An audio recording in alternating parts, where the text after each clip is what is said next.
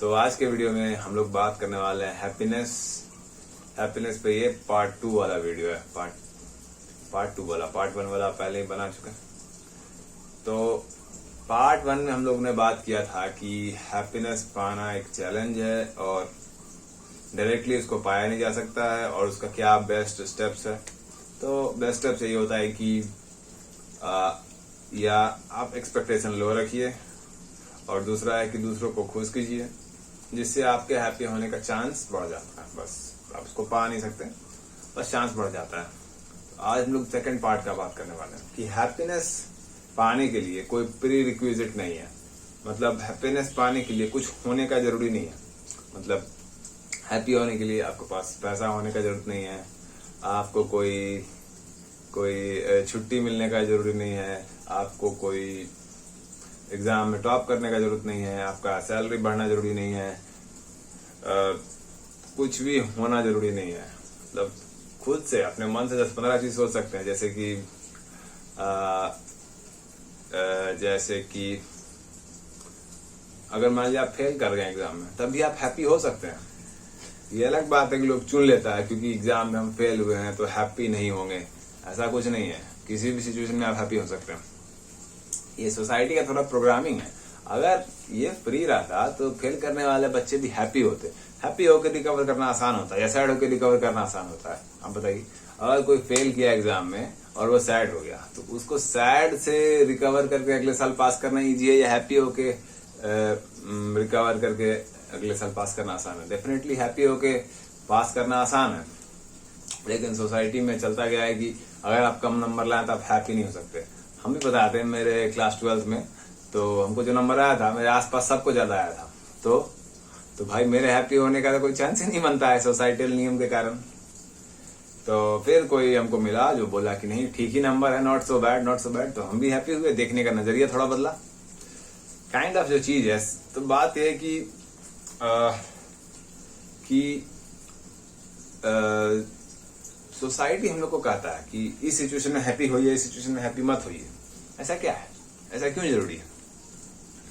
कई बार जब आप हारते हैं तो आपको अच्छा एक्सपीरियंस मिलता है, तो वो एक्सपीरियंस मिलने के लिए आप हैप्पी हो सकते हैं।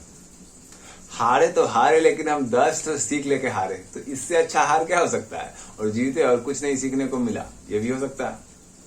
तो हैप्पी होने के लिए कोई कंडीशन नहीं है, भले कुछ भी हुआ हो।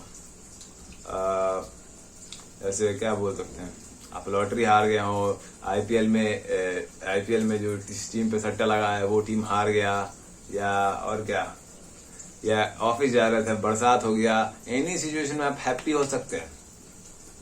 बस एक कंडीशनिंग होता है सोसाइटी का कि हैप्पी मत होइए। जैसे कि आपका दोस्त फेल हो गया और आप हैप्पी होते हैं, दोस्ती टूट जाएगा। तो ये तो दोस्ती ही नहीं है। जो रिश्ता आपके खुश होने पे टूट जाए वो रिश्ता ही नहीं है, उसको आज ही तोड़ देना चाहिए। हर सिचुएशन में हैप्पी होने का कोशिश कीजिए और जो रिश्ता आपके हैप्पी होने से टूट जाता है उसको तोड़ देना चाहिए। वैसे भी वो रिश्ता नहीं है, वो रिश्ता इसीलिए कि आप दुखी है। तो आपके हैप्पी होने से जो रिश्ता टूटता है उसको तोड़ देना चाहिए। वो वैसे भी दिखावटी रिश्ता है और वो वजन बढ़ाने जैसा चीज है कि भाई हमसे तुमको फ्रेंड रहना है या रिलेशन में रहना है तो सैड रहो, क्या ही मतलब है? अगर मान लीजिए आपका 10 दोस्त है और आप हैप्पी 10 में से किसी एक के साथ बुरा हो गया तो आप हैप्पी नहीं हो सकते। फिर तो आपका हैप्पीनेस सब खा ही जाएगा, आप हैप्पी नहीं हो पाएगा। तो रिलेशन वही होता है, जो भी फ्रेंड का या फैमिली का भी, जो आपके हैप्पी होने पे टूटे ना। तो इसमें 2 चीज चाहिए कि आपको हिम्मत होना चाहिए कि हर सिचुएशन में हैप्पी होंगे और जो मेरा रिलेशन है नहीं टूटेगा। आपको हिम्मती होना चाहिए और जो टूटता है आपके हैप्पी होने पे वो उसको टूटने देना चाहिए, क्योंकि वैसे भी वो आपको सैड जाने पर ही चल सकता है, तो उसको चला के फायदा ही क्या है?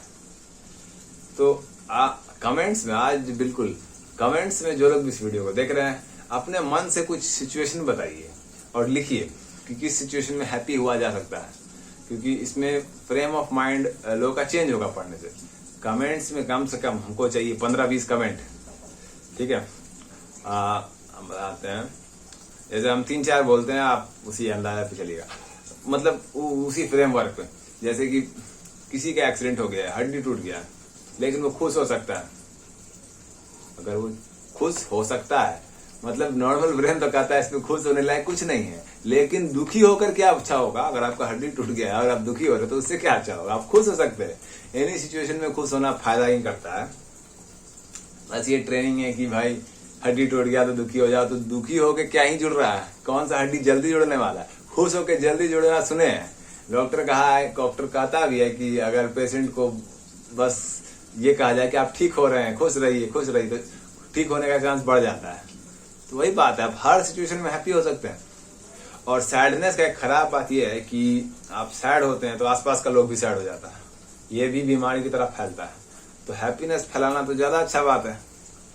तो आप हर सिचुएशन में हैप्पी हो सकते हैं। तो कमेंट्स में क्या लिखना है बताते हैं। कोई एक सैड सिचुएशन जिसमें आप हैप्पी हो सकते हैं, आपको आपके एक्सपीरियंस से लगता है, वो कमेंट्स में डालिए और हम लोग कमेंट्स पढ़ने का मजा लेंगे। हाँ, इसे जरूर बदलेगा व्यूअर्स का लाइफ को देखने का तरीका। ऐसे एक आध हम और ट्राई करते हैं खोजने का।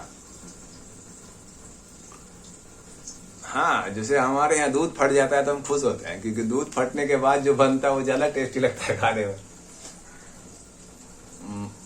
और उसको पचाना भी आसान होता है। तो हमारे घर में कि दूध फट गया 100 साइड, लेकिन हम तो खुश होते हैं। दूध फटा, उससे बनेगा बेटर चीज, पनीर वनीर का कुछ, और जो पचाने में आसान होगा।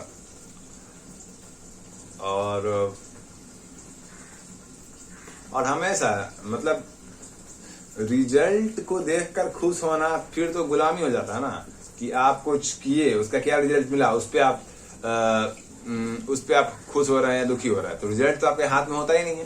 ये चीज तो गीता में भी लिखा है कि कर्मण्येवाधिकारस्य मा फलेषु कदाचन, फल पे आपका अधिकार होता ही नहीं है। तो फल पे आपका अधिकार नहीं होता है तो उस पर डिपेंड होकर खुश होना या दुखी होना, ये तो गलत डिसीजन है।